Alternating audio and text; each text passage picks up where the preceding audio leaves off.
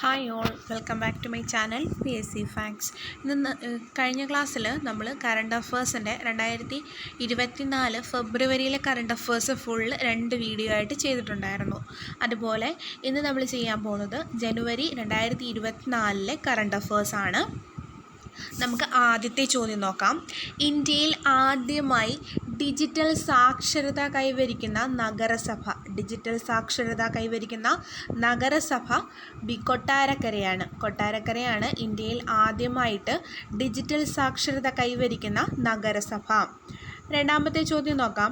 ഇന്ത്യയിൽ ആദ്യമായിട്ട് AI processor വികസിപ്പിച്ച സർവകലാശാല. ഒരു AI പ്രോസസ്സർ വികസിപ്പിച്ച സർവകലാശാല കേരള ഡിജിറ്റൽ സർവകലാശാലയാണ്. കേരള ഡിജിറ്റൽ സർവകലാശാല. മൂന്നാമത്തെ ചോദ്യം നോക്കാം. കേരള ഡിജിറ്റൽ സർവകലാശാല വികസിപ്പിച്ച AI പ്രോസസ്സിന് നൽകിയിരിക്കുന്ന പേര്. കേരള ഡിജിറ്റൽ സർവകലാശാല വികസിപ്പിച്ച AI പ്രോസസ്സറിൻ്റെ പേര് കൈരളി എന്നാണ്. കൈരളി. അടുത്ത നാലാമത്തെ ചോദ്യം. ഭിന്നശേഷിക്കാർക്ക് ഏകീകൃത തിരിച്ചറിയൽ രേഖ UDID തയ്യാറാക്കുന്നതിൻ്റെ ഭാഗമായുള്ള കേരള സർക്കാരിൻ്റെ ക്യാമ്പയിൻ തന്മുദ്രയാണ്. തന്മുദ്ര. ഭിന്നശേഷിക്കാർക്ക് ഏകീകൃത തിരിച്ചറിയൽ രേഖ തയ്യാറാക്കുന്നതിനുള്ള കേരള സർക്കാരിൻ്റെ ക്യാമ്പയിനാണ് തന്മുദ്ര. ഇതിൻ്റെ ഭാഗമായിട്ട് തന്മുദ്ര എന്ന വെബ്സൈറ്റും കേരള സർക്കാർ ആരംഭിച്ചിട്ടുണ്ട്. വെബ്സൈറ്റിൻ്റെ പേരും തന്മുദ്ര എന്ന് തന്നെയാണ്. അടുത്ത അഞ്ചാമത്തെ ചോദ്യം. ഫിഷറീസ് വകുപ്പിൻ്റെ നേതൃത്വത്തിലുള്ള കേരളത്തിലെ ആദ്യത്തെ സീ ഫുഡ് കഫേ പ്രവർത്തനം ആരംഭിച്ചത് എവിടെയാണ്? സീ ഫുഡ് കഫേ ഫിഷറീസ് വകുപ്പിൻ്റെ നേതൃത്വത്തിലാണ് കേരളത്തിൽ ആദ്യമായിട്ട് തുടങ്ങിയത്. ആഴാകുളമാണ്. വിഴിഞ്ഞത്തുള്ള ആഴാകുളം. കേരളത്തിലെ ആദ്യ സീ ഫുഡ് പാർക്ക് അരൂരിലും കേരളത്തിലെ ആദ്യ മെഗാ സീ ഫുഡ് പാർക്ക് ചേർത്തലയിലുമാണ്. കേരളത്തിലെ ആദ്യത്തെ സീ ഫുഡ് പാർക്ക് അരൂരാണ്. കേരളത്തിലെ ആദ്യ മെഗാ സീ ഫുഡ് പാർക്ക് ചേർത്തലയിലാണ്. അടുത്ത ആറാമത്തെ ചോദ്യം. സംസ്ഥാനത്ത് ആദ്യമായിട്ട് 30ലധികം തുളസി ഇനങ്ങൾ ഉൾപ്പെടുത്തി തുളസി വനം തയ്യാറാക്കപ്പെട്ടിരിക്കുന്നത് ഏത് ഇക്കോ ടൂറിസം മേഖലയിലാണ്? 30ലധികം തുളസി ഇനങ്ങൾ ഉൾപ്പെടുത്തി തുളസി വനം തയ്യാറാക്കിയിരിക്കുന്നത് കോന്നി ഇക്കോ ടൂറിസം മേഖലയിലാണ്. ടൂറിസം മേഖലയാണ് കോന്നി ഇക്കോ ടൂറിസം കേന്ദ്രം. അടുത്ത നമുക്ക് ഏഴാമത്തെ ചോദ്യം. അടുത്തിടെ പശ്ചിമഘട്ടത്തിൽ നിന്നും കണ്ടെത്തിയ മേഘമല വെള്ളിവരയൻ ഏതിനമാണ് എന്നാണ് ചോദിച്ചിട്ടുള്ളത്. ഏതാണ്? ചിത്രശലഭമാണ്. മേഘമല വെള്ളിവരയൻ ചിത്രശലഭമാണ്. അടുത്ത എട്ടാമത്തെ ചോദ്യം. ഇടുക്കി കുളമാവ് മേഖലയിൽ നിന്ന് കണ്ടെത്തിയ പുതിയ ഇനം ഓന്ത്. ഇടുക്കി കുളമാവ് മേഖലയിൽ നിന്ന് കണ്ടെത്തിയ പുതിയ ഇനം ഓന്താണ് വടക്കൻ കങ്കാരു ഓന്ത്. വടക്കൻ കങ്കാരു ഓന്ത്. അടുത്ത ഒമ്പതാമത്തെ ചോദ്യം. 36ാമത് കേരള സയൻസ് കോൺഗ്രസിൻ്റെ പ്രധാന വേദി.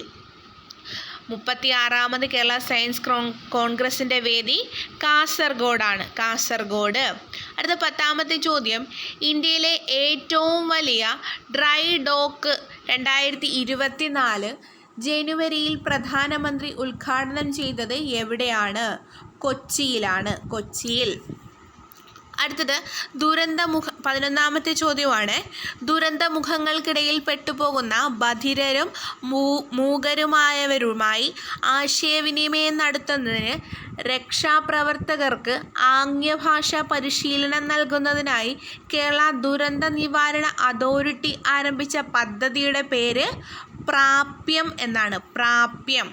ദുരന്തമുഖങ്ങളിൽ ഉൾപ്പെട്ടു പോകുന്ന ബധിരർക്കും മൂകർക്കുമായിട്ട് രക്ഷാപ്രവർത്തകർക്ക് ആംഗ്യഭാഷ പരിശീലിപ്പിച്ചു കൊടുക്കുന്ന കേരള ദുരന്ത നിവാരണ അതോറിറ്റി ആരംഭിച്ച പദ്ധതിയാണ് പ്രാപ്യം. അടുത്ത 12ാമത്തെ ചോദ്യം.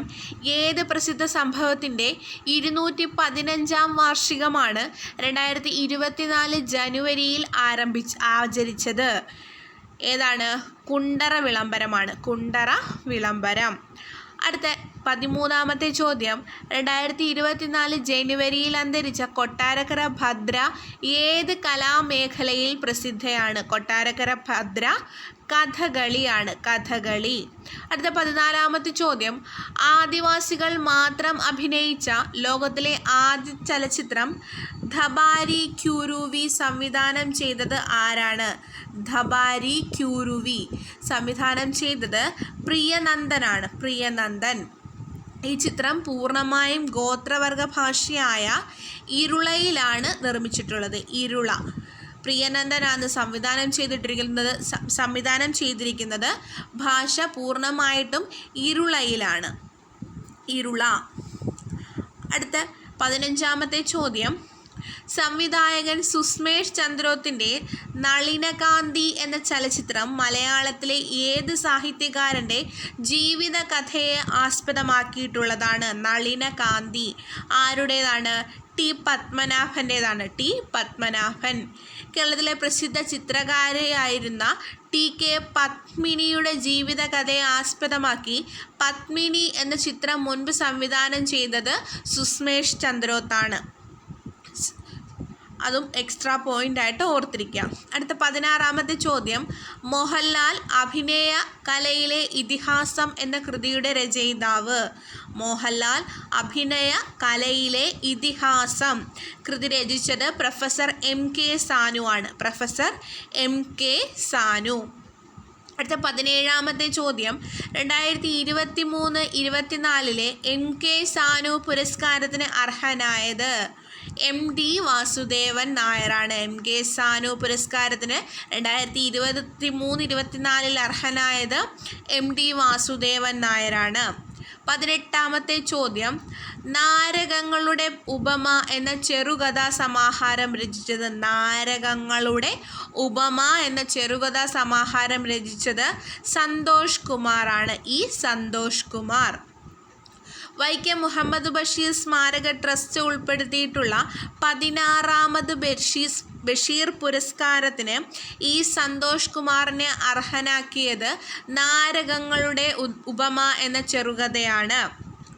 ചെറുകഥാ സമാഹാരമാണ്. 2023 15ാമത് ബഷീർ പുരസ്കാരം നൃത്തം ചെയ്യുന്ന കുടകൾ എന്ന നോവലിലൂടെ എം മുകുന്ദനാണ് ലഭിച്ചത്. അപ്പോൾ 16ാമത് ബഷീർ പുരസ്കാരം ലഭിച്ചത് ഈ സന്തോഷ് കുമാറിനാണ്. കൃതി നാരകങ്ങളുടെ ഉപമ എന്ന ചെറുകഥാ സമാഹാരത്തിനാണ്.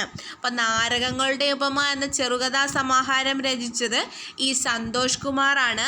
അദ്ദേഹത്തിന് 16ാമത് ബഷീർ പുരസ്കാരം ലഭിച്ചത് ഈ കൃതിക്കാണ്. അപ്പോൾ 2023 15ാമത്തെ ബഷീർ പുരസ്കാരം ലഭിച്ചത് ആർക്കാണ്? എം മുകുന്ദനാണ്. കൃതി നൃത്തം ചെയ്യുന്ന കുടകൾ ആണ്. അത്രയും മനസ്സിലായല്ലോ. അടുത്ത 19ാമത്തെ ചോദ്യം, 2024 ഹരിവരാസന പുരസ്കാരത്തിന് അർഹനായത്?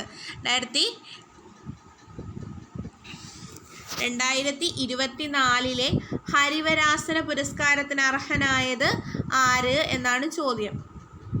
ഉത്തരം പി കെ വീരമണിദാസ്. പി കെ വീരമണിദാസ് ആണ് 2024 ഹരിവരാസന പുരസ്കാരത്തിന് അർഹനായത്. പ്രസിദ്ധ തമിഴ് പിന്നണി ഗായകനാണ് പി കെ വീരമണിദാസ്. സംസ്ഥാന സർക്കാർ നൽകുന്ന ഹരിവരാസന പുരസ്കാരം 2023 ലഭിക്കുന്നത് ശ്രീകുമാരൻ തമ്പിക്കാണ്. ശ്രീകുമാരൻ തമ്പിയാണ് 2023. 2024 പി കെ വീരമണിദാസ് ആണ്. പി കെ വീരമണിദാസ്. അടുത്ത 20ാമത്തെ ചോദ്യം, 2021 സംസ്ഥാന സർക്കാരിൻ്റെ സ്വാതി സംഗീത പുരസ്കാരത്തിന് അർഹനായത്? 2021 സ്വാതി സംഗീത പുരസ്കാരത്തിന് അർഹനായത് പി ആർ കുമാര കേരളവർമ്മയാണ്. പി ആർ കുമാര കേരളവർമ്മ. പി ആർ കുമാര കേരളവർമ്മ. സംഗീത രംഗത്ത് കേരള സർക്കാർ നൽകുന്ന പരമോന്നത പുരസ്കാരമാണ് സ്വാതി പുരസ്കാരം. 2021 സ്വാതി പുരസ്കാരം സംസ്ഥാന സർക്കാർ 2024 ജനുവരിയിലാണ് പ്രഖ്യാപിച്ചത്. സ്വാതി സംഗീത പുരസ്കാരം ആദ്യമായിട്ട് 1997 ഷെമ്മാങ്കുടി ശ്രീനിവാസ അയ്യരാണ് നേടിയത്. സ്വാതി പുരസ്കാരം ലഭിച്ച ആദ്യ വനിത ഡി കെ പട്ടമ്മാളാണ്. 1999 അപ്പോൾ അത്രയും ഓർക്കുമല്ലോ. അടുത്ത 21ാമത്തെ ചോദ്യം, ഗുരുവായൂരപ്പൻ ട്രസ്റ്റിൻ്റെ 2023 ഓടൽ കുഴൽ പുരസ്കാരം ലഭിച്ചത്. 2023 ഓടക്കുഴൽ പുരസ്കാരം PN ഗോപികൃഷ്ണനാണ്. PN ഗോപികൃഷ്ണൻ. കവിത മാംസഭോജിയാണ് എന്ന കവിതാ സമാഹാരത്തിനാണ് പുരസ്കാരം ലഭിച്ചത്. കവിത മാംസഭോജിയാണ്. 2022 ഓടക്കുഴൽ പുരസ്കാരം ലഭിച്ചത് പ്രാണവായുവിനാണ്. അംബികാസുധൻ മാങ്ങാടിൻ്റെ പ്രാണവായു എന്ന കൃതിക്കാണ് ഓടക്കുഴൽ പുരസ്കാരം ലഭിച്ചത്. അടുത്ത 22ാമത്തെ ചോദ്യം, 2024 രണ്ടാമത് ആറാട്ടുപുഴ വേലായുധപ്പണിക്കർ പുരസ്കാരത്തിന് അർഹനായത്. രണ്ടാമത് ആറാട്ടുപുഴ വേലായുധപ്പണിക്കർ പുരസ്കാരത്തിന് അർഹനായത് പുനലൂർ സോമരാജനാണ്. പുനലൂർ സോമരാജൻ. ഗാന്ധി ഭവൻ്റെ സ്ഥാപകനാണ് പുനലൂർ സോമരാജൻ. 2023 പ്രഥമ ആറാട്ടുപുഴ വേലായുധപ്പണിക്കർ പുരസ്കാരം ലഭിച്ചത് ഗോകുലം ഗോപാലനാണ്. ആദ്യത്തേത് 2023 ലഭിച്ചത് ഗോകുലം ഗോപാലനാണ്. 2024 ലഭിച്ചത് പുനലൂർ സോമരാജനാണ്. 23ാമത്തെ ചോദ്യം, കൊല്ലത്ത് വെച്ച് നടന്ന 62ാമത് സംസ്ഥാന സ്കൂൾ കലോത്സവത്തിൽ ജേതാക്കളായത്. 62ാമത് സംസ്ഥാന സ്കൂൾ കലോത്സവത്തിൽ ജേതാക്കളായത് കണ്ണൂർ ജില്ലയാണ്. കണ്ണൂർ ജില്ല. കൊല്ലത്ത് വെച്ചിട്ടാണ് 62ാമത് സംസ്ഥാന സ്കൂൾ കലോത്സവം നടന്നത്.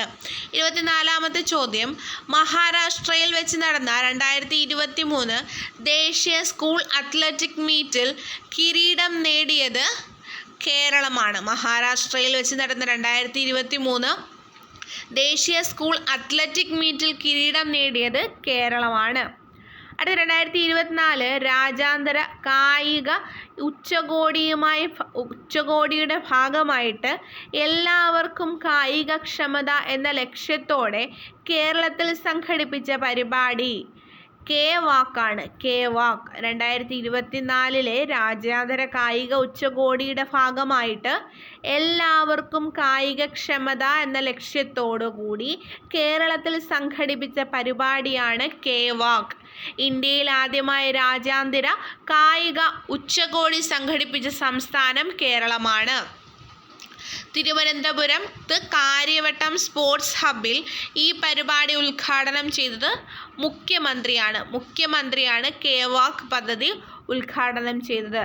അപ്പോൾ ഇന്നത്തെ വീഡിയോയിൽ ഈ 25 ചോദ്യങ്ങളാണ് ഉൾപ്പെടുത്തിയിട്ടുള്ളത്. വീഡിയോ ഇഷ്ടപ്പെട്ടാൽ എല്ലാവരും സബ്സ്ക്രൈബ് ചെയ്ത് സപ്പോർട്ട് ചെയ്യണേ.